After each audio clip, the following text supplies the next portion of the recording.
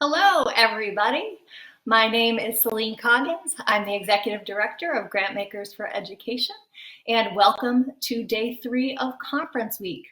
I'm super excited about today. We've got a lot happening during this plenary session, and I want to start with a few thank yous. So we have a few people who were especially important in making this day possible, in addition to our great speakers who you're going to hear about later. I want to thank Ascendium Education, an ambassador level sponsor of this year's conference. And I also want to thank the Walton Family Foundation, the Joyce Foundation, and the Stewart Foundation for supporting the research that I'm going to share with you right now. So, as many of you know, just last month in September, we put out a survey. We wanted to know kind of where you all were at this moment in time. I think most of you know that before I came to JiaBin for 10 years, I ran a different type of network. I ran a network of teachers. And I believe very deeply that part of the role of network leadership is sense-making across a large group of people. And so that's what we do with our survey. And this is a critical moment for trying to make sense, allow people to situate themselves within the larger field. And a lesser known fact about me, I think, was that I was a research director at a think tank for a bunch of years after I got my PhD. So I love data. I was deep, deep, deep in the weeds of this data in constructing the questions. And I feel like what we're coming up with is really important for pointing direction toward the future. So this survey had its origins in our last benchmarking report. As you'll recall, a couple of years ago, we came out with a report that said funders' priorities in education had really dramatically shifted away from the academic core of the K-12 classroom to other directions. And I pulled together a group of funders who were interested in those K-12 issues, and we started to construct some ideas for how we might work together and the questions we might ask to make better sense of things. And then the crisis hit. And we recognized that it was all of the different issues that we face in education that were under scrutiny, where things were going to change. And so we put together this survey to go bigger, to ask all of the different questions that pertain to our field of education. So next slide. And I just want to say that different from our benchmarking report, which is about kind of the institutional perspective, this survey asked about individuals. So we see individuals and their opinions as the leading indicators, and institutional change, foundation level change, and allocation of dollars as the lagging indicators. So we're really trying to look ahead with this survey. So we looked at 5 interlocking themes. They're the same themes that you see for the days of the conference this week. So civic education and students, philanthropy and an inequitable system, post-secondary and workforce success, pre-K through 12, and racial justice in education. Next slide. And then we wanted to kind of get a sense of people's priorities, but we wanted to dig a little deeper and ask 3 different types of questions. So the first is about urgency. So has this priority become more or less important in the current environment? Opportunity. Is there an opportunity for systemic change in this priority area in the current environment? And then the role of philanthropy. Is philanthropy actually essential in accelerating that systemic change? So we looked across 41 different items and tried to understand those issues. So who responded? We had a kind of representative sample of philanthropy, a lot of private foundations, family foundations, community foundations. Move to the next slide. And then we had a pretty even distribution of about half of the folks who responded were more senior in philanthropy, had 10 years or more, and about half who responded had less than 10 years of experience. So we see that cross section here. Next slide. Okay, so if you are stressed out about your work, you are not alone. So we asked of 41 subtopics. We asked the question, what feels more urgent? Every single topic across those 41, except for 2. We have the majority of people say they feel like it's extremely urgent in this moment, or more important in this moment than it was before. So that is profound. And hopefully that helps you to situate yourself in a community of people who feel some urgency in this moment. Next slide. However, we see that the opportunities for change appear more modest.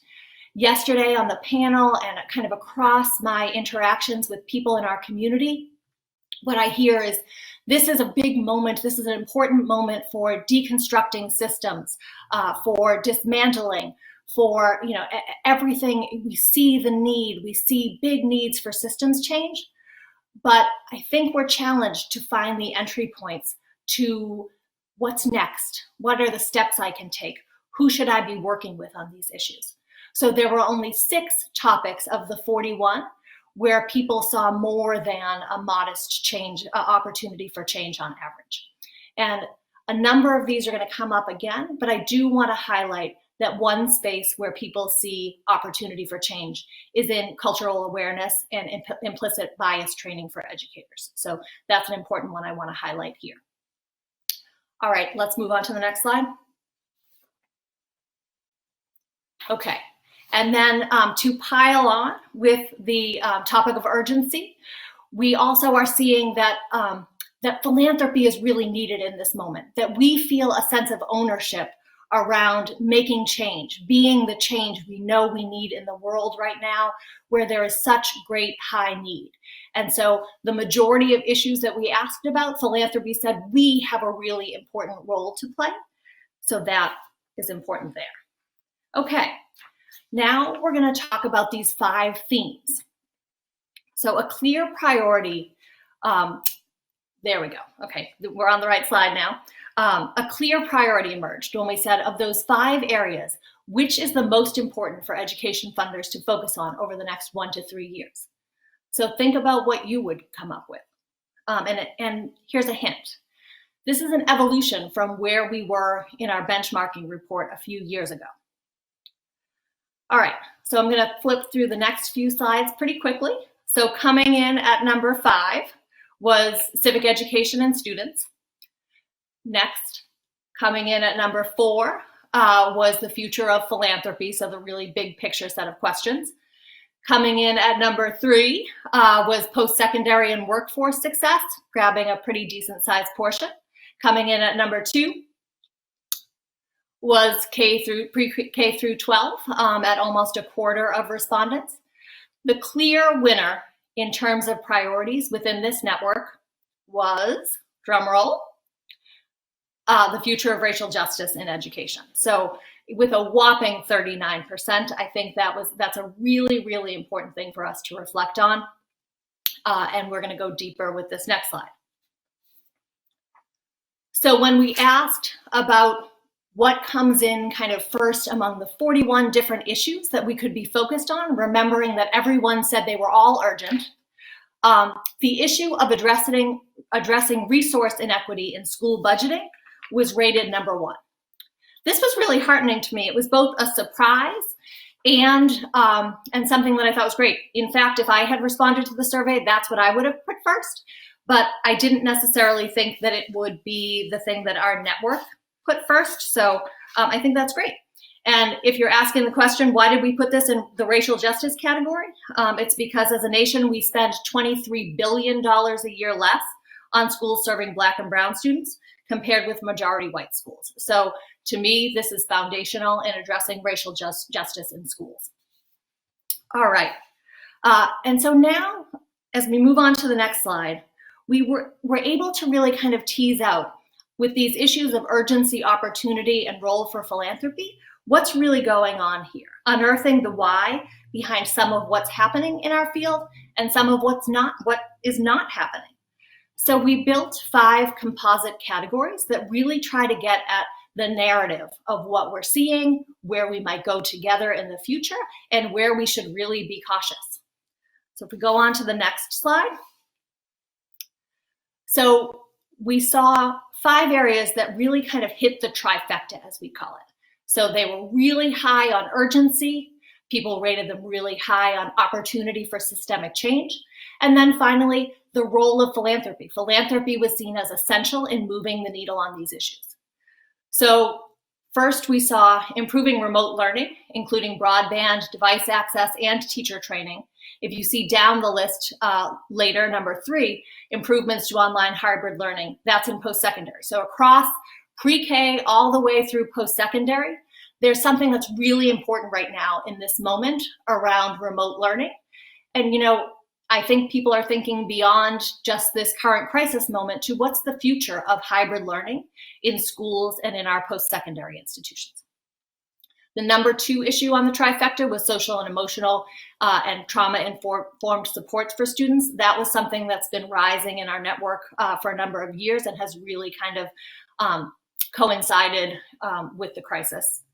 Addressing resource inequities in school budgeting, as we talked about, and then also social justice movement building beyond education, like the Black Lives Matter movement. So all of these are things where we see high urgency, high opportunity for systemic change, and high need for philanthropy to really get things going. Next. All right, then we have a few that we call the long game. So this is where, you know, they didn't come up the highest as the most urgent. Urgency maybe hasn't changed. But there's a really important role of philanthropy. So these are kind of the stay the course. So what you see in here there are 3 that fall into the post-secondary category. So access, post-secondary completion, transitions between high school and post-secondary. You also see systems alignment. This is something we hear a lot about. It's not glamorous, it's not the most urgent, but we do know that there's some opportunity right now and philanthropy is going to be needed. So alignment across K-12, early childhood, and other social systems. And then another stay the course is out of school time and enrichment programming, which is very vibrant within the GFE network. All right, next slide. All right, these we call the opportunity zone. So these are things where, you know, urgency wasn't right at the top, but we see opportunity for systemic change. We see the entry points and are going for them now. So shifting foundation strategy to include or expand explicit goals around racial and social justice. So really great opportunity in this moment. Now we see a lot of movement. Workforce development and career technical education programs, some opportunity and need in this moment. Alternative disciplinary programs to replace suspensions. Birth to 5 care, again, one that we see consistent interest in our network and commitment to. Maybe there's greater opportunity right now and need. And then greater accountability and transparency in philanthropy.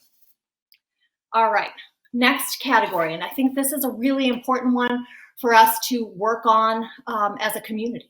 So these are the ones where we all feel a deep sense of urgency, but the entry points for system change are elusive to us. We don't know what to do next. So huge urgency around meeting the basic needs of low-income college students. We remember Sarah Goldrick-Rab from our conference last year really explaining that issue. It's in the front page of the New York Times a couple of days ago. Really important issue and really hard to gain traction on. Another is supporting major tax reforms aimed at addressing income and wealth inequality. Another, supporting policy and advocacy efforts aimed at increasing government funding for social systems. These are huge ones right now, and especially as we go through, fingers crossed, a presidential change. What to do about those right now is hard, even though they're needed. College affordability and improving the financial aid process, and protecting immigrant and undocumented student rights. All right. And then the last one, if you move the slide, these are the proceed with cautions. So these are ones when we asked about the role of philanthropy, we said, is philanthropy essential, less essential? But then we also said, might philanthropy cause harm? And these were ones where we saw limited opportunity, but also a wariness among members that philanthropy could cause harm in some categories. So school choice. Renewed desegregation efforts. We know efforts like that are going on in Connecticut and New York and New Orleans. This is a place where funders say proceed with caution. Also supporting reparations, teacher quality, and adjustments to the U.S. history and social studies curriculum. So all of those are places where we say proceed with caution. All right, so on to the last slide. This was our first cut at this data. It was a sneak peek for you all. Now I would like to transition to introducing Eric Liu.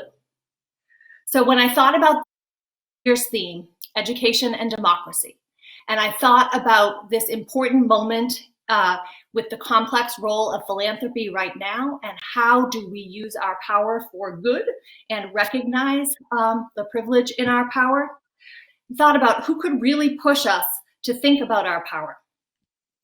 To me, Eric Liu was the natural choice. You may know him because he has one of the most downloaded TED Talks ever. When I teach my graduate students at Harvard about power and policy, when I teach teachers about power and policy, I always use Eric's TED Talk. You might also know him as one of the co-founders and CEO of Generation Citizen. He also runs a program on citizenship and American identity at the Aspen Institute. He was a state school board member. He was a Clinton speechwriter. So no pressure, Eric, but here you go. I'm going to turn it over to you for a great speech. Thank you so much for joining us. Celine, thank you so much for that introduction. I should say one quick note. I don't want to take credit for the incredible work that my pal Scott Warren and his colleagues and team have done at Generation Citizen.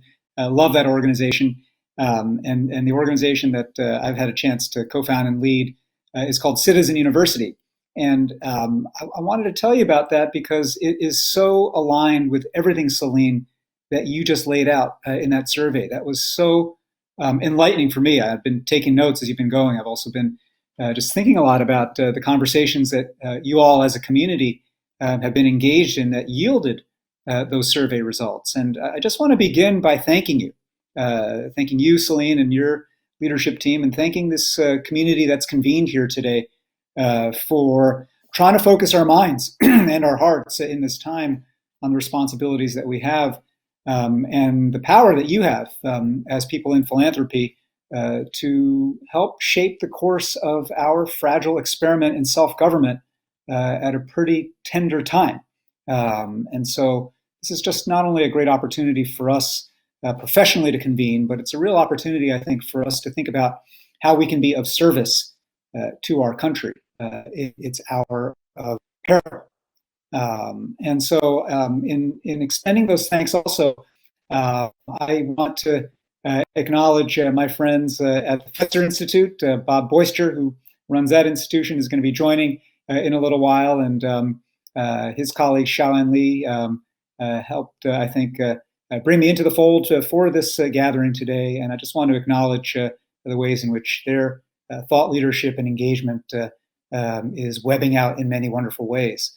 And last of all, I just want to say that I come to this convening today, wearing the hat of CEO of Citizen University, and I'll tell you a little bit about some of the work we do and maybe some of the ways it can illuminate the opportunities and challenges you all face as leaders in philanthropy and grant makers in education.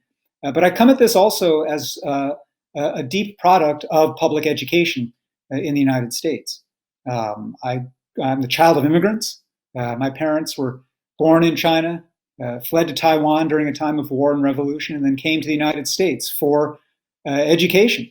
It was actually 59 years ago, almost to the month, that my mother came to the U.S., landed in New York, and started taking night classes in English at City College in New York. And I ended up being raised in the suburbs of New York, outside of Poughkeepsie, where first my dad and both my parents worked for IBM, and went to public schools my entire K-12 education. And that sense of being rooted in an institution that is committed to the common, to everything common, the common good, common aspirations, a common experience, imprinted me deeply. And so much of my policy and civic and political life in the years since I left college, whether it was in DC working in policy and government, or in the last 20 years in my life as a citizen of Seattle and Washington State, I actually would say that I've had the greater portion of my education in democracy, even though I worked in the West Wing and worked in the White House. The greater part of it has been as a citizen of Seattle. I've co-chaired my Seattle Public Schools school levy 3 times. We won every time. I served on the Washington State Board of Education, was an early board member of the League of Education Voters here. And so that's how I come to you today also. Just someone who is conscious of all the both technical and, in a sense, spiritual challenges and dilemmas that people in K-12 face, but also that people in philanthropy supporting education must reckon with. So that's the context, both of me and how I come to this. I want to tell you a little bit about Citizen University, and that will help frame up, I think, the charge that all of you have and must carry now. Our work at Citizen University, we're a nonprofit, we're based here in Seattle, but we do work all around the United States. And our work is fundamentally about trying to build a culture of powerful, responsible citizenship. And when we use that language, Citizen University, powerful citizenship, I want to point out right at the outset that we mean citizen and citizenship in the broadest ethical sense. We're not talking about documentation status, legal condition, passport holding and papers. We mean this bigger, deeper ethical sense of being a member of the body, a contributor to community, wherever you were from, however you got here, right? And what it means to show up for community and show up for our system of democracy and self-government. And in our conception of citizenship properly understood, in this more capacious ethical sense, we have this simple mock equation that we sometimes use that frames our thinking, and I hope it will frame a little bit of the thinking that you all will get to do as you continue to convene as a community. We have this mock equation that goes like this: power plus character equals citizenship. What I mean by that is that to live like a citizen in this fullest sense, to be a shaper of your community, requires in the first place a literacy in power, a fluency in, and I don't mean this as a metaphor, it's an actual language, in the language of power. What power is, how it flows, who has it, who does not, why that is, how that came to be, what sources and forms of power exist and swirl around us. And ultimately, to be able to center on this notion that power is a capacity to ensure that others do as we would like them to do. And Celine, you know from the TED Talk that you read earlier, I saw, a lot of people are like, ooh, that's kind of a menacing, evil-sounding definition. That's I'm a good person. I'm in philanthropy. Like, I don't talk about ensuring that others do as I would like them to do. But come on, let's get real. You absolutely do. You do it in your day job. You do it in your relationships. You do it in your friendships. You do it with your coworkers. We are humans. We are social animals wired always with a sense of agency and desires to move things in directions we'd like to see them move. And that capacity is power. That capacity, when applied to questions of common concern, of public note, is what you might think of as civic power. In our work at Citizen University, we're trying all the time to teach and break down and democratize understandings of what power is in civic life. And I'll say more about that in a moment, but I wanted to give you that frame at the outset because I think this topic of power to so many people is often very distasteful, in a democracy. When you're in philanthropy, and by definition, your job description involves you having more power than many of the people on the other side of the table. It feels impolite to actually be explicit about the topic. But I urge you to get over any discomfort or qualms that you have about reckoning with power, naming power, and understanding your own fluency in this language and practice of power. And when I say it's a language, it is a matter both of reading and writing. Can you read power? Can you actually look around at any fractal scale of a community, from a neighborhood to a city, to a state, to a country, to a planet, and reckon with the central question of all civic power, which is this: who decides? Who decides? Who decides whether these rules or those rules will govern the practices of charter schools? Who decides whether in a pandemic there will be ample funding provided for students to be able to learn remotely? Having served on a state board of education, you might think, well, when I joined the Washington State Board of Education, I thought, okay, here I am, I'm on the decision-making body. And it took me about 10 minutes to realize I'm not really. I'm on a body that is kind of hortatory, kind of saying visions, but we had no power of the purse. We had to go to the legislature. We had to beg the legislature to put money behind the great ideas that we were coming up with for new high school graduation requirements, for elevating career and technical education, what have you. And so who decides is this central question. And to be able to read that map of power and understand at every fractal scale of community who decides is part of literacy. But then the other part is writing power, rewriting that map and writing yourself into that map, right? So this half of the equation about power is so important, because if we want to actually reckon with the deep inequities in our society, if we actually want to move from protest to sustained power building in a time of awakening around racial justice, then we have to do more than simply express our emotions about this injustice. We have to have the literacy to be able to move people, ideas, money, the state, force if necessary, social norms and ideas, all these different sources of power to actually achieve the ends that we seek. So that's half the equation, power. But if all we have is this fluency in power, a fine-grained sense of how to move people and money and ideas and the state and social norms and so forth to get what you want, but that capacity is completely untethered to a moral core, completely disconnected from any ethical framework, then all we are doing is becoming, and all we are doing as people in education and philanthropy is creating finely skilled sociopaths. And I don't know about you, but that's not what I signed up for in doing this work. And so that's where the second half of this equation comes into play, the coupling of power with character. And I know for people in education, the word character is plenty loaded, carries a lot of history, carries some baggage for folks. And I want to say that for the nascent field of character education, not that nascent, for the long-standing field of character education, and for the different kinds of conversations that have arisen in popular discourse about character in education, I actually mean something I think slightly different from what is popularly understood. So much of the conversation about character in education in K-12 focuses, well, frankly, as so much in American life focuses, on the individual, on personal character, on personal virtue. And within that, I think you all know, you've probably all gotten a little tired of hearing about these words, grit, perseverance. The character conversation ends up being about how can you, individual, who's not thriving as much as you could, pull yourself up by your own bootstraps, show a little more persistence, show a little more grit, right? That's the dominant character conversation in education, frankly, in American life. And look, I'm all for grit. There's not a person in this Zoom room, in this online gathering here, that didn't get here without some quantum of grit and perseverance and persistence.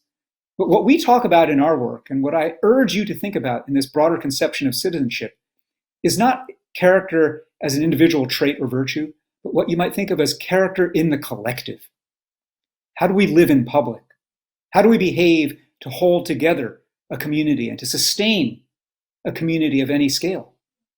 And here we're talking not about grit or diligence or perseverance. We're talking about reciprocity, mutuality, a sense of shared responsibility, shared sacrifice.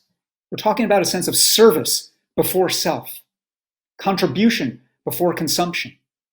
We're talking about an ethos that you might boil down in what seems like a tautology, but is actually a statement of deep, deep moral urgency. And that is, we're all better off when we're all better off. And I think living through a pandemic has taught us painfully the ways in which that is true, both in the affirmative and it's revealed when it's betrayed in the negative.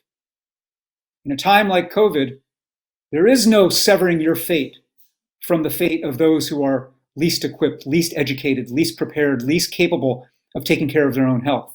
You can't say, oh, bummer for them, those folks who still have to work 2 shifts, even though they're getting sick. Bummer for them, those people who don't actually have health insurance and live in crowded quarters and are going to spread that disease. It's not just a bummer for them. It's a bummer for you. It's a bummer for all of us. And that is because, and this is the second precept I would say, society becomes how you behave. Just as COVID is contagious, so is our compassion or lack thereof, so is our sense of interconnectedness or its absence, so is our appreciation for the web of relationship and obligation that we are situated in, or our blindness to it. These are not just individual choices and individual dispositions. We are all nodes of contagion, not only for something like a novel coronavirus, but for an ethic of how to live like a citizen. And so this combination of power and character is, as I say, the way that we think about citizenship in our work. And what I wanted to do actually is to pivot to what that means for you. What does that mean for you in philanthropy? And what does that mean for you in a field of philanthropy that's focused in particular on education? I know that the frame of our entire gathering is about philanthropy in an age of inequality. And I think it's kind of self-evident to all of you that philanthropy can help remedy inequality by promoting education. But within education, I think philanthropy can help remedy inequality by focusing in particular on education for democracy, education for self-government. I know in Celine's presentation of the survey results there, civics and civic education was the kind of low end of the priority spectrum there. But everything that was higher on that priority spectrum, including the highest, racial justice, you will not achieve, we cannot achieve racial justice in the United States until and unless in a sustained, serious way, we have educated generation after generation for self-government. How do you think you get racial justice? You might be able in one round of elections to get a particular Congress or a particular court to do a particular set of things. But as we saw in Reconstruction and its betrayal, as we saw in the Civil Rights Movement and the ways that it has receded, those moments come and then they go. What actually sustains our capacity to bring about justice in a society is making sure that there are links of a chain, cohort after cohort, generation after generation of young people educated in a way that is serious and sustained in power and in character. That is to say, educated to be citizens. And we forget. Justice Sandra Day O'Connor, in launching iCivics after she left the court, reminded us over and over again, but we still forget to hear it, that the whole point of free compulsory public education was to make citizens, was to make a people capable of self-government. It was not, despite what you might understand today and who thinks about and who frames the debates about education and ed funding, it was not to make better workers. It was not to make great employees. It was to make great citizens. And so, in the first place, what you have to do in philanthropy in reckoning with that responsibility is to take those halves of the equation and ask yourself, how in my own work in philanthropy am I putting these into practice? So let's talk about power. Everybody in this room, everybody in this convening, you all know how stuff happens. You all know how to work systems. You all know how stuff gets done, how money gets moved. And you know that sometimes it's by a very transparent plan, and sometimes it's by chance and who you know, right?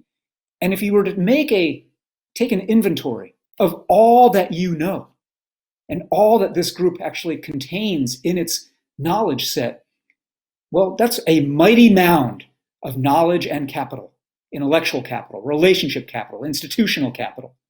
And anytime you take inventory of your power that way, who you know and how you know to get stuff done, anytime you take stock like that, you face a very simple binary choice. Shall I hoard or shall I circulate? Right? And on one level, of course, I'm preaching to the converted. You're in philanthropy, so you're not a hoarder. By definition, by law, you got to circulate that stuff. You got to get money out the door to meet your threshold of annual giving off your endowment every year. Great. That's not what I'm talking about. I mean, how are you circulating your knowledge of how stuff gets done? Every one of the people who are in the grantee pool of all of your philanthropies, they're coming to you, of course, seeking funds, but they also would benefit if you would convene them and come bring them together and say, let us tell you a little bit about what we know about how systems move here in this country, about the relationship between money and clout, about the ways in which money buys standing, about the ways in which we as a philanthropy are going to circulate some of that standing and some of that clout so that some of you who don't have it can actually get a moment on the platform, can actually get a seat at the table, right? What are you doing? both with your grantees and with the communities that they serve, to actually democratize and circulate your power, to teach power, to model that circulation. The capacity that you all have to do individually what Grantmakers for Education has done collectively here, that is to convene, to mix, to cross-pollinate, and to frame, is a power that I think many of you are underutilizing right now. And I urge you in this moment of crisis and peril in our country, max out. Max out on your capacity to circulate. And in so doing, I would add a note here, which wasn't in my notes, but I'm attuned to the thing that Celine said in her survey. Take risks. I know that philanthropy and I know that education is full of landmines and hot button issues. And do I want to go and talk about the 1619 Project? Do I want to go and talk about charter schools and vouchers? Do I want to go there because someone's going to come down on me, right? Let someone come down on you. Who in the United States but you, philanthropists, people in this field, has the power and has the buffer to withstand people coming down on you? Spend that capital. Take risks on issues and on questions that might be a little bit uncomfortable, on conversations that might be open-ended and they might go off the rails, on reckonings with race and history and place and inequity and injustice that might make some powers that be in your field or in your community feel like, hey, I didn't sign up for this. Wonderful. Because if you don't and you can't, who the heck is going to, right? You've got to model that capacity. And I'm struck as well in Celine's statement of the survey finding too, that some of those things that you all care about in the long term, but you're all not quite sure how to move the dial on. Well, you too are a community of practice. So you're not only teachers, you are learners. What do you need to understand about how to move the dial on getting support for undocumented learners? What are you going to be able to do to change the ways in which civic education bridges the gap between mere recitation of fact and knowledge and the practice of skills, right? Some of you know a lot, some of you don't. Being a community of practice that way is a way to build the very kind of power that you will circulate. And that pivots me to the piece about character now and what it is that you can do here. The conversation about character, framed the way that I've described it in civic life, is a conversation about norms, about values, about culture, and ultimately about spirit. And here again, I want to channel my friends at the Fetzer Institute, because a lot of practice in education, and I say this as a former policymaker and a board member of the State Board of Education. When I was in the White House, that was my bailiwick as Deputy Domestic Policy Advisor. It was K-12 policy. So much of our education conversation is technical, is about machinery and bureaucracies and systems. And so little of it is about purposes, spirit, heart, and how people come into that machinery. And what I'm talking about here, in part, yes, is social emotional learning. And educating for these capacities to empathize and to feel and to argue in ways that are not just about the brain, but are tuned into the heart. But what I'm talking about more deeply is that humans are purpose-seeking creatures, and young humans are meaning-seeking creatures. And what you as philanthropists have to do is to start creating space in education for practice, conversation, and the building of a field around the role of spirit, values, heart, and feel in our education system. And I know, I hear it. Well, how do you measure that? Celine, you said you're a data nerd, and I hear your wheel spinning like, show me the grid for that. Show me the metrics. Show me the annual improvement on that. And I guess I would respond to that by saying, I'm sure there are metrics that can be made there. But one of the things that I will tell you that we do at Citizen University, one of our flagship programs is called Civic Saturdays. And Civic Saturdays are these gatherings that have proliferated all around the country that are essentially a civic analog to a faith gathering. It's a civic version of church or synagogue or mosque. It's not those things, but it has the flow and the feel and the arc of a faith gathering. You sing together, you turn to strangers next to you, you talk about hard questions. There are readings of texts drawn from our civic tradition that you might think of as civic scripture. There's a civic sermon at the heart of this. And the reason why we do this is that we recognize that well, not only in a nation like ours that is bound together only by a creed and only by a set of ideas and ideals, we have no common bloodline, no common faith line, no common history on a piece of common territory or soil. All we have is a set of ideas. And so all we've got to do, it's a big all, but the thing we've got to do is to nurture our capacity to reckon with, discern, and make those ideals worthy of our belief and commitment. What I'm talking about is civic spirit. What I'm talking about is what John Dewey described as democratic faith. What I'm talking about is civic religion. And in this work of ours, we recognize that democracy works only if enough of us believe democracy works. It's this fragile, millionfold mutual agreement that this thing ought to mean something. And when kids come to school and they're getting taught only the machinery, they're getting taught only what's going to be tested, they're getting taught all these things that are visible and tangible, they're missing the piece that actually is the most important seed to plant that early. And that is the seed of a capacity to both reckon with belief, question belief, and understand why it is that I think this thing that I'm part of is legit. Spirit. That is the spirit side. How do you measure church? Yeah, you can measure congregants, you can measure volunteer hours at food banks and so forth. But at the end of the day, you can't, right? In the same way, how do you measure democracy and whether a democracy is healthy? How do you measure whether our capacity for self-government is eroding or compounding?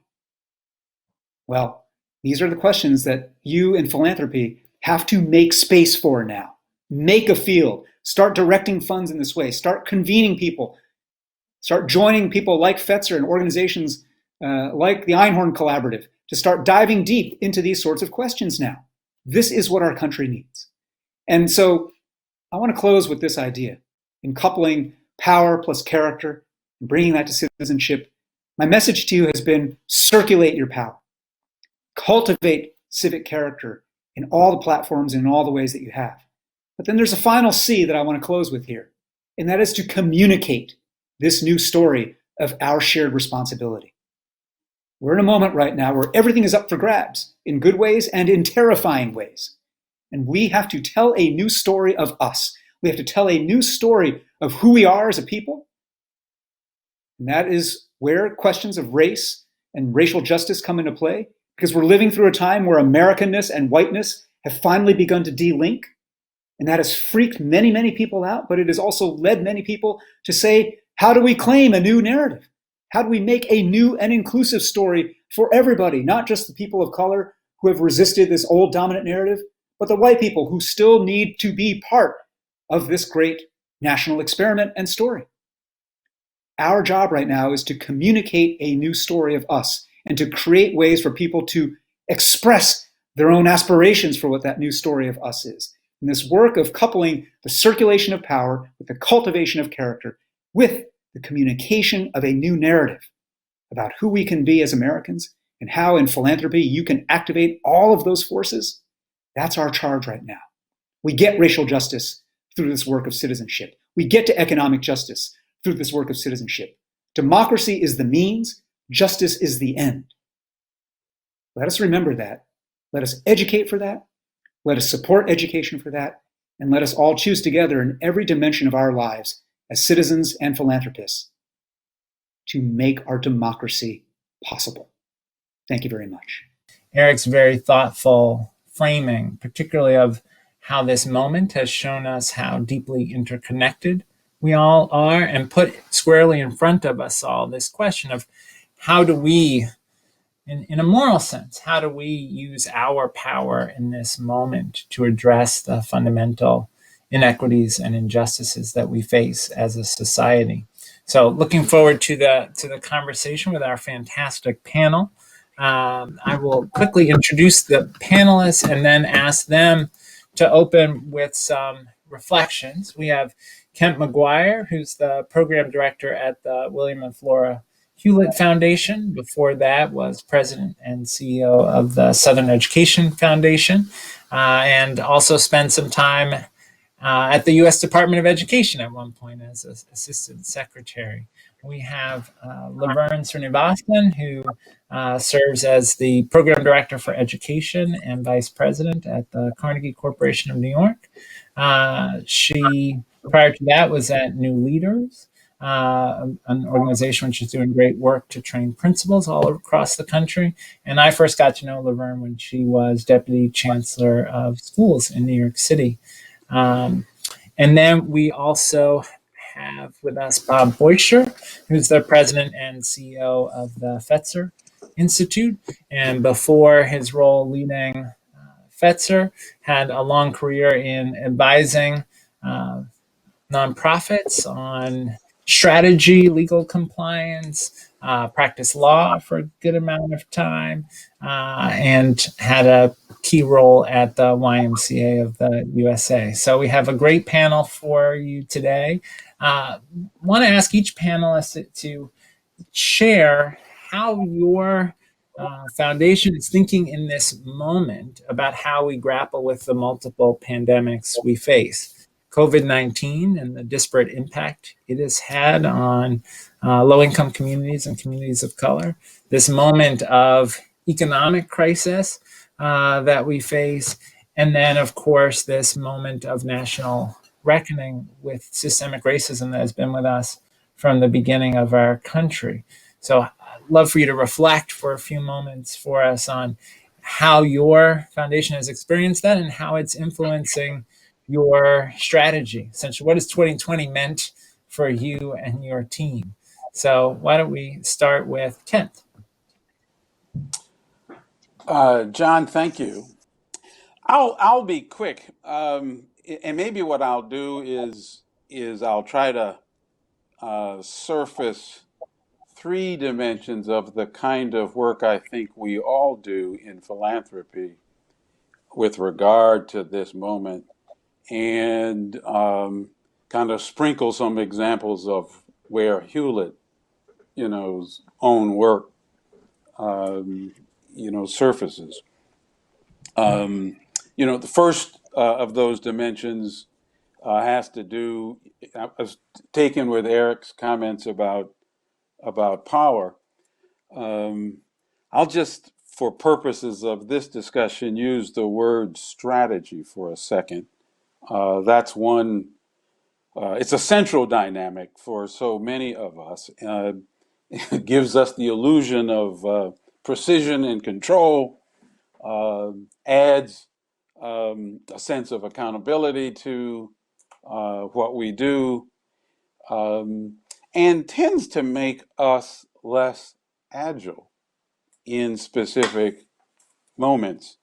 A predictable response to COVID, for instance, I think at Hewlett and at other places, right away was, my goodness, how does this impact our strategy? I think quickly, though, we then turn our attention to how it's impacting children and families, what are the implications of it for our grantees, so forth and so on. And I've actually been heartened by how quickly, I would say, the philanthropic community, both in and outside of education, have responded to the moment. We self-organize really well, really quickly, and I think it helped us keep in balance our long-term interest with the immediate needs that the pandemic had surfaced. At Hewlett, we had a very interesting and useful conversation with our own board about these tensions. And I think, the board said, we trust that you will navigate through this, lean in ways that the moment call for, while keeping our longer term strategic interests, in sight. And I suspect that dynamic has been more or less true for so many of our colleagues here in the that belong to GFE.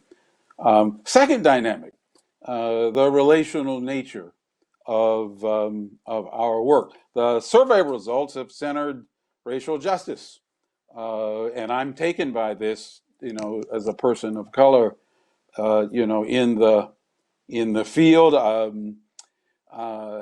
and yet the manner in which we respond in moments like this hinges on who's in philanthropy. This is such relational work.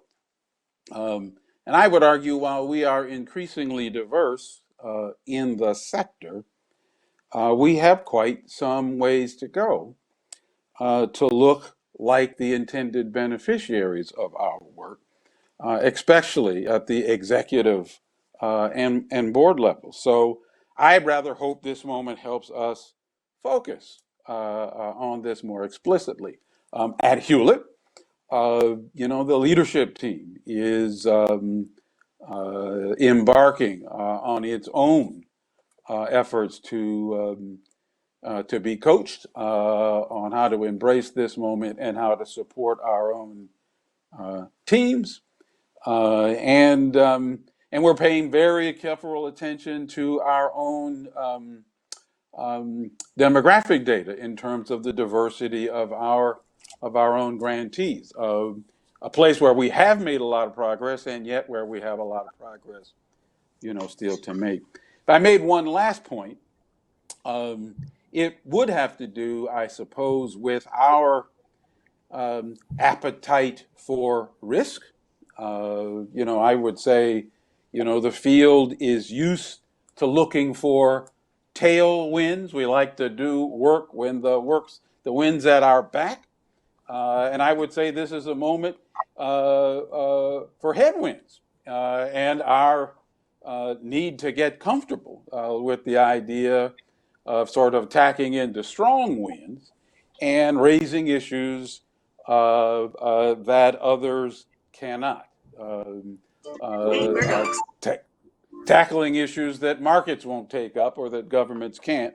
I could give a few examples, but I'll probably wait and see how the discussion, that we're about to have kind of surfaces some of those.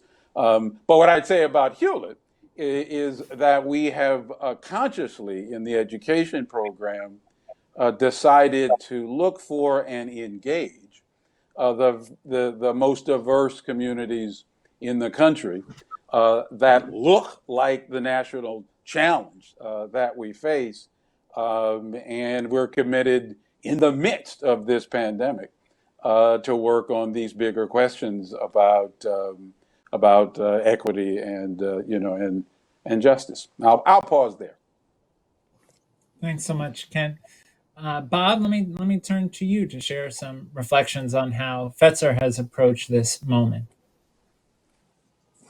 John, thank you very much. And Ken, thanks for those great comments, and Eric and Celine. Well,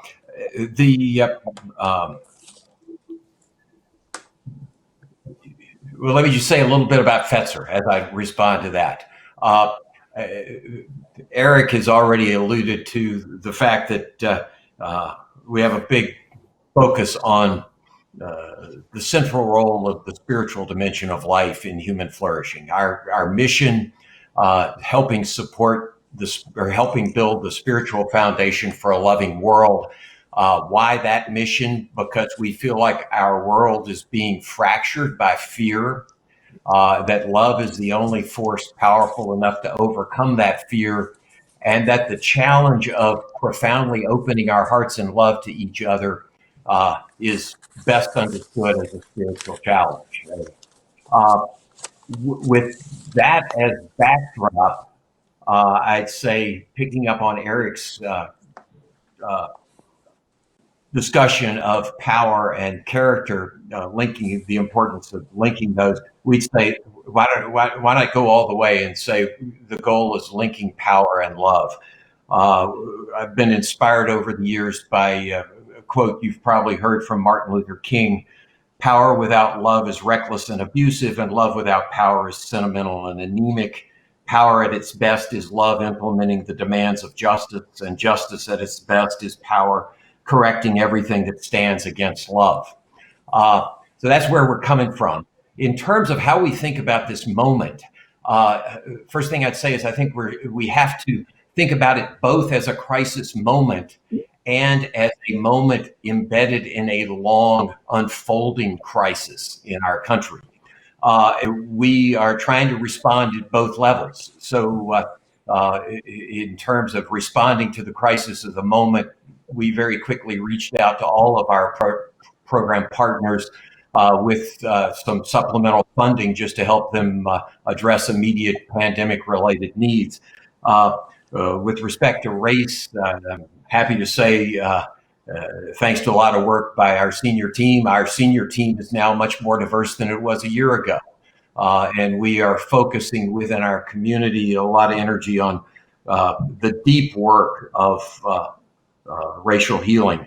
We're also very concretely out in the world supporting efforts against voter suppression, voter intimidation, also funding work on polling work on how to better understand how to engage white Christians around race. So trying to be very responsive to the moment, but also acutely aware that in another sense, COVID is like a massive stress test for our whole social system. And it has highlighted a range of social pathologies that have been developing inexorably over decades. And the challenge is to figure out where do we get leverage on those. We can run around trying to solve each one singly, or we can say, is there a root cause? And I'll just quickly say two things there. As we look at that range of social pathologies, we'd agree with Eric that the most central is the breakdown in our very capacity for common action as a people, because that is denying us the capacity to engage in strong common action on all of these challenges. And we would say that that's a challenge way deeper than politics, that both parties have been operating for decades under the illusion that it's only a matter of time until they get and hold enough power to enact their vision of America. But the reality is we've been in this partisan death spiral. Neither party can deliver. And the presenting problem has become, we've become so good at dehumanizing and demonizing the people on the other side of whatever social divide we're looking across, that we have all gone into our separate bunkers and we can't do anything together. And we would say, again, coming back to the theme of love, let's just name it, that we can't love America without loving Americans, including those who are different, with whom we disagree. And that love has to be a fierce love in the spirit of that quote from Martin Luther King. Power at its best is love implementing the demands of justice. Let's just set the bar really high for ourselves and realize that this is the inner work of democracy that each of us needs to take up in terms of how we engage each other. And it's also the inner work of democracy that we have to help the next generation take up in our educational work. So I'll just close by saying 25 years ago, Fetzer played a real catalytic role in launching the social emotional learning movement. Castle was born at Fetzer. We're talking to lots of people within that movement now about SEL 2.0 needing to go deeper and have a moral dimension, a spiritual dimension. So lots to do in education. Thank you. Thanks so much. Let me turn to you, LaVerne, to share how you at Carnegie are thinking about this moment. Absolutely. I'm going to start with just a little bit of background because, as most of you may know, Carnegie Corporation of New York is a long-standing corporation. We were established in 1911, and the mission of Andrew Carnegie in establishing the corporation was to support the advancement and diffusion of knowledge. We support programs that work to improve education and outcomes for all students, to encourage civic engagement and U.S. democracy, particularly of our immigrant populations, and to promote international peace and security, including nuclear nonproliferation and U.S.-Russia relations.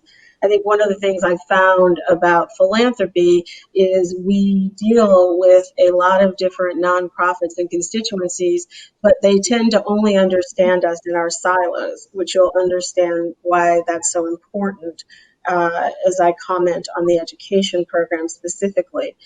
We believe education is the bedrock of our democracy, and the corporation has been dedicated to this program for generations.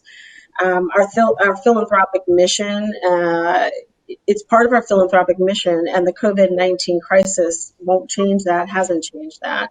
If anything, it's just, caused us to double down on the very thing that we have long believed was absolutely essential to an effective democracy, and one that promotes racial and social justice.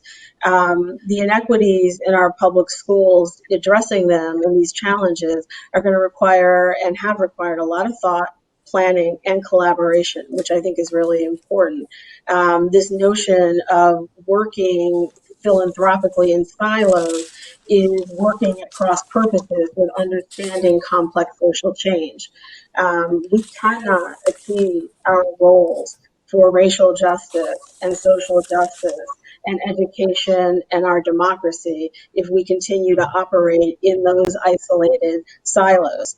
We're pleased that our existing portfolios of education grants already support many of the urgent priorities that Celine highlighted, including online learning, social emotional learning, and family engagement. We continue to prioritize that work, and as Bob mentioned, we took immediate means to reach out to our grantees, understand their immediate needs, try to be more flexible. I think one of our reflections is, for a system that's been so recalcitrant to change and so resistant to change, we were forced to change overnight, and we did in many respects. Maybe not smoothly, maybe not effectively at scale, but we did change in ways that people believed weren't possible. Social and racial justice, as we all know, is not possible without structural equality in our education, our voting, and our immigration systems. And these fundamental rights are central to the corporation's mission in our education program, from K-12 to post-secondary pathways, and to our democracy program. I'll just say a couple words about our education program. We have five portfolio areas that we prioritize in education, and two of them are newer that we just launched about 4 or 5 years ago. Our overarching mission for the education program is to empower educators, administrators, family members, and other stakeholders with the tools, systems, knowledge, and mindsets to prepare all students for what we say is full participation in the global economy and a robust democracy. And there are a lot of ways that we go about supporting that mission. But in the two priority areas that we launched most recently, one is around really looking at what it takes to make systems change, as I mentioned earlier. And many of the themes that Bob and Kent and Eric have mentioned are absolutely essential: trust, relationships. And so what that causes us to do is to say, well, how do we tackle? How can we be bold? How can we take risks in this context? And it means grasping and engaging with something else that I think we haven't done well in philanthropy and in education, which is actually reaching down into our communities and understanding our families and their needs and really listening to them. And really, with the power that Eric noted that we have, making sure that we are not disconnected from the issues that matter most to those who've been underserved and marginalized by our existing systems. And so we've sort of taken this dual approach of saying, with all the key things that we focus on to improve education and the innovations around that, we're looking at what does it take to not just sit in a silo of education, but think about democracy and healthcare and, and our economic sector. We have to understand how our policies work across those to make change, and we also have to be deeply in touch and in concert with the folks that we are trying to support and serve. So I'll leave it for that so that we have more time for conversation, John. Great, thank you. Thank you all for that thoughtful framing of how you're each approaching this moment. I want to get into some of the tactical choices that foundations are making. I want to start first with this question of the right balance between programmatic work and policy and advocacy. LaVerne, as you said, to get at these deeper issues of racial justice require structural change. And yet, historically, I think there's at times been a reluctance on the part of philanthropy to make big bets on advocacy as opposed to programmatic work. So I'd be curious to hear from each of you how you're thinking about that. In the survey, 64% of respondents said there should be a balance between programmatic and advocacy. But I'd love for you to really get granular about, for your foundation, how are you thinking about that balance? What is the allocation of resources? And has your strategy changed at all in light of this current moment? So maybe we'll work our way in the other direction. We'll start with you, LaVerne, and then Bob, and then Sure. Yep. So I'm going to build off of what I was saying to answer the question, John, which is I mentioned launching 2 new portfolios. One of them was really around looking at how we more thoughtfully share knowledge, per Eric's plea early on, and look at systems change and complex systems change. But the other was around a portfolio on public understanding. And so for us, one of the things that's been really crucial is to understand we do allocate very concrete resources to advocacy, but we actually look at the need to do that along a continuum. And in our public understanding portfolio, we sort of look to identify and think about all the stakeholders in education and how are we effectively engaging them in the change that we all want to make to support both our students and to improve our education system and that link to democracy that we've been talking about. What we found when we started this work, we did a landscape analysis, and we said, okay, how much, if the issue is that there's not enough money being invested, which was the hypothesis in family engagement, for example, what needed to happen in order was the answer that we simply needed to increase investment in family engagement. What we learned is that thanks to actually the partnership of GFE and being able to survey a lot of the members of GFE, is that about 5% of the money invested in family engagement was invested in listening to parents and to families about their needs and what they wanted from the education system. And then actually the lion's share, close to 50% or slightly less than that, was focused on advocacy. And so for us, the challenge was, how do we work across that continuum of starting with listening and moving to advocacy as a way to advance and make progress on important social change issues, but rooted in a deep engagement and understanding of our communities and what they want and need. So I'll leave that. thanks, LaVerne. Bob? Yeah, great question. First off, I'll say I'm a huge believer in foundation advocacy. In my 3 decades as a Washington type, spent many years advising foundations on how to structure advocacy coalitions and fund advocacy efforts, notwithstanding the IRS rules.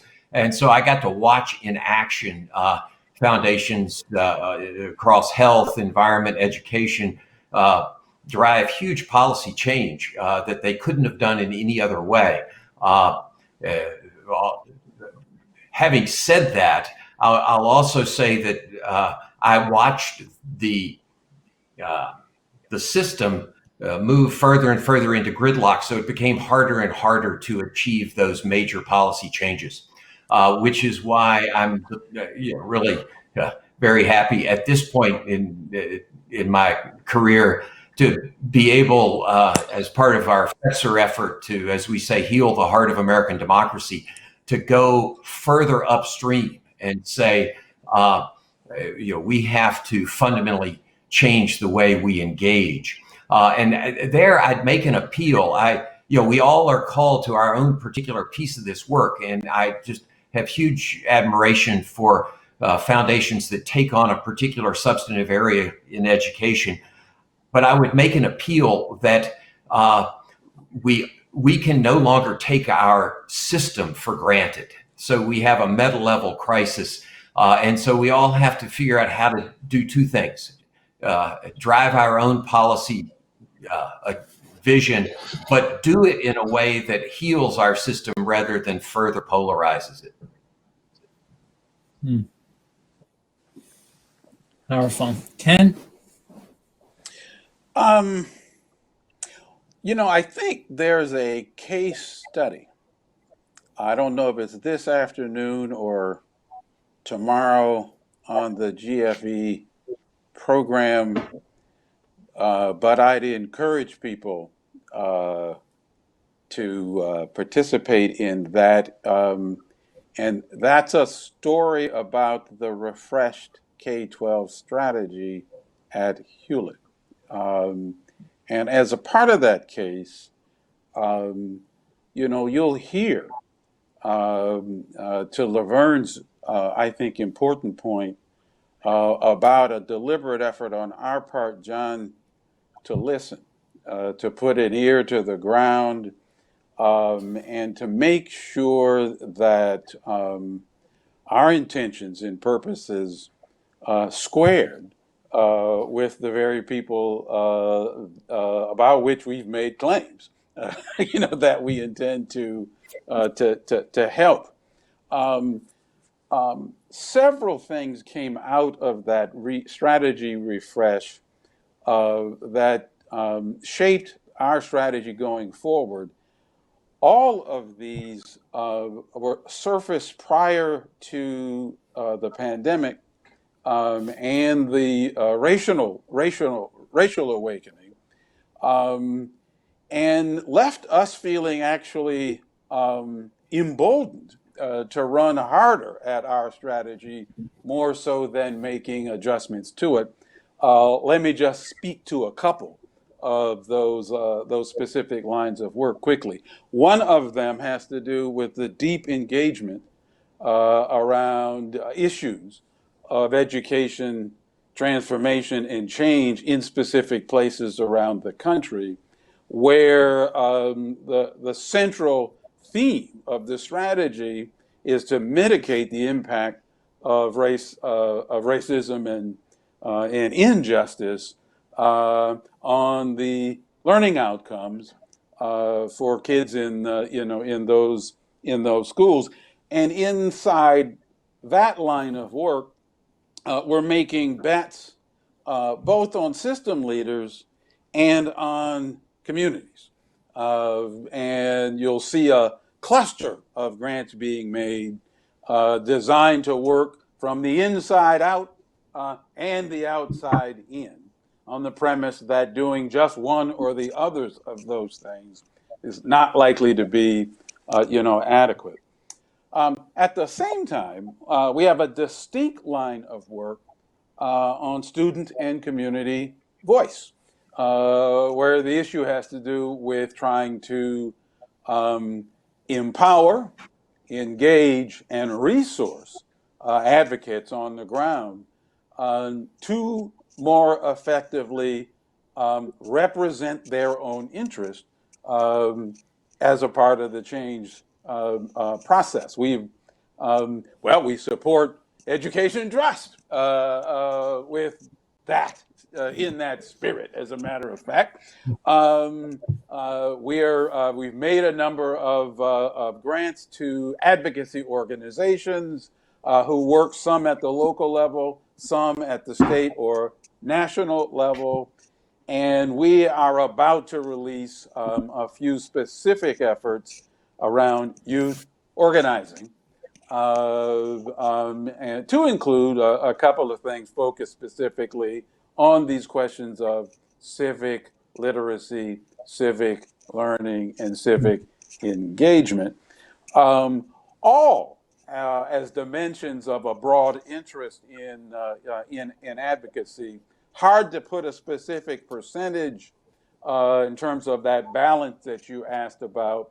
Probably better to represent us as seeing questions of advocacy as integrated in our overall strategy for trying to foster deep change in public education. Thanks. Let me try to build on this theme of voice to share a moment that for me was very challenging in the last few months, and ask you to react to this. I went to the protests after George Floyd was killed. Went to the protests with my family. We were protesting in front of the White House. And there was something very empowering for my girls who are 14 and 16. Something very empowering about that experience of protests and seeing really this multiracial, multi-generational coalition of folks demanding change around not just policing, but how we think about race in America. We got home and my girls asked, will this make it different? Will what happened to George Floyd not happen again? And I desperately wanted to say, yes, this protest will mean this will not happen again. But the truth is, the protests are a part of an effort that is required to dismantle 400 plus years of anti-Blackness. And we know that there will be more incidents. And so trying to figure out how to calibrate both affirming the protests and also committing us that we have to continue this work for the long term. And so I'd ask for you, how are you thinking about long term, how this moment of national reckoning around racial justice shifts the strategy for your foundation, shifts how you think internally about your organization, and maybe most specifically, how you ensure that different voices are at the table so that you're not doing things that exacerbate or lock in inequities in how decisions are made. So I'll let whoever would like to start, and then we'll go around.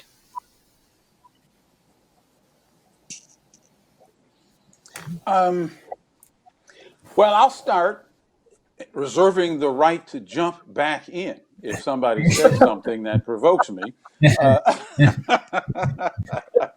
I'll start by making, reiterating a point I made up front, John. I just think it matters who's doing the work, given the relational nature of the work. Look, I have the same questions your daughters have. Will this make things different? Or is this just another moment? I'm old enough, I've lived through a number of these moments, as have you. And so you know how quickly our interest can shift and our attention can turn. The survey was itself an interesting illustration of how quickly our taste and preferences, our interests can move.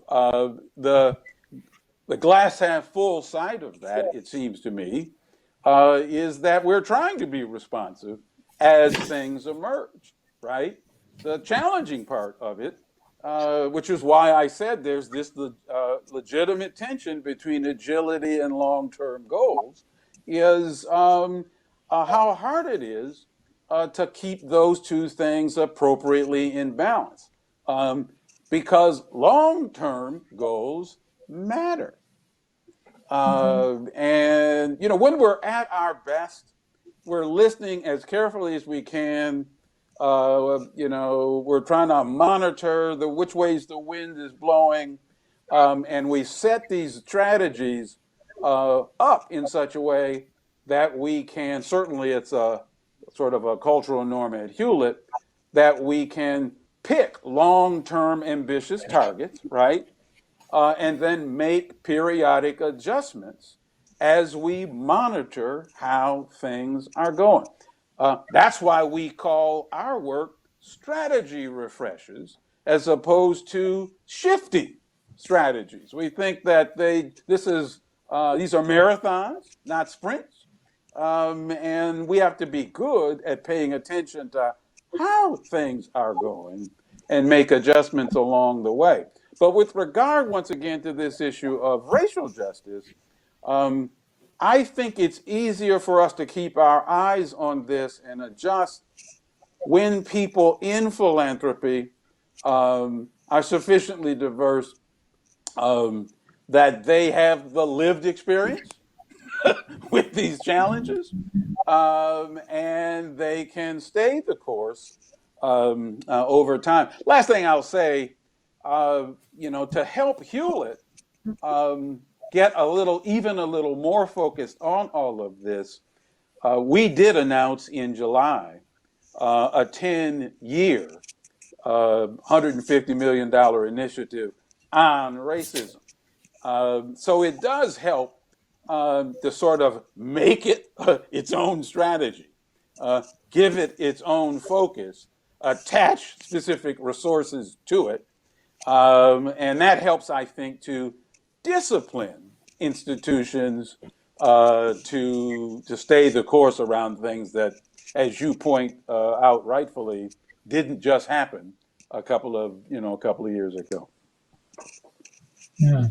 Bob and LaVerne, let me ask you to build on that by maybe talking a little bit about any changes that you're making in the who of who you give to, or the how of how you make decisions about giving, whether that's trying to identify more organizations that are led by folks of color, or bringing community voices into the grant making process, or other strategies that you're using to kind of to accomplish the kind of shift that Kent is describing.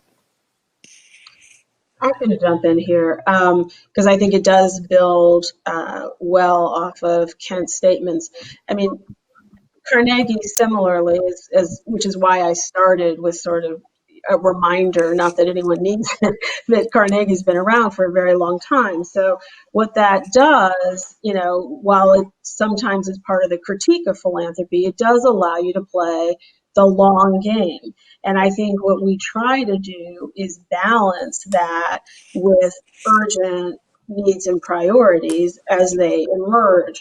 What I think is important, and this goes directly to your question, John, is, and I think what we've found is, even though we have a strong belief that this has been part of our DNA for quite some time, to focus on democracy and education in service of the kind of equitable society that we want to have, it pays to be explicit, right? So we weren't necessarily auditing ourselves on who grants were being given to, or we believed that when we were making grants, and not only we believed, it is true that we said, well, this work is being done in service of the most underserved and marginalized populations in this country. That was that was implicit in what we were doing. But I think what this moment in time tells us, to partially to Kent, your point and your question, John, is we probably need to be more explicit about sort of holding ourselves accountable and really not just having the intention, but actually checking to make sure that we're fulfilling our intentions. So I think that is an important aspect of this. And I would say the other one, and then I know time is precious, is one that is about if this is a priority for us, and it goes back to my point about silos, it has to be embedded in everything that we do. So even if there is a programmatic focus, for example, we need to be asking ourselves with each and every decision, right, to support any of these programmatic innovations or interventions, how is this meeting the needs of our most at-risk kids and our underserved families in this country and communities? And so I think it's actually incredibly critical that we look at that, because I think one of the reasons everyone's so frustrated that we haven't gotten the results that we want in education at scale is because we have yet, in my opinion, we have yet to actually try to do this work in a way that actually promotes systems change, right? Which does involve having to weave through the fabric of everything we do, the values that we're talking about and the goals that we're aiming for, not just as a standalone, but that and through everything, how is this going to make a difference? And how do our education policies, going back to your advocacy point, mesh with our economic policies and our healthcare policies? You know, those things have to work in concert to get the result that we want, because education alone will not solve the racial injustice and societal issues that we're suffering from right now. Thank you. Bob?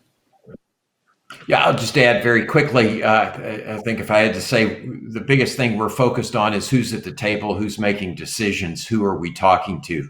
So at the board level, the senior staff, well, the staff all the way down, we've just done an inventory of who we're funding. And I'll just say personally, I've done an inventory of who I talk to. And realized that I got some work to do in terms of outreach. Thanks. I appreciate your naming that. I cannot believe the time has flown by. So we are coming to the end of our time. I'll just share this one reflection. It's inspiring to be a part of a conversation with leaders in philanthropy who are being so thoughtful and intentional, not only about how to respond to this moment, but what our deeper moral obligations are to each other, and how we connect our response to this moment to those deeper moral obligations to build a stronger, healthier society. And so I'm grateful to have the opportunity to be a part of this conversation, have the opportunity to partner with you all. Appreciate so much Celine's leadership of Grantmakers and her invitation to have this conversation, and the work that Grantmakers does to ensure that folks are learning from each other, because we really are one big, whether it's the grantees or the grantors, we are all one big community of practice trying to learn together as we advance education equity.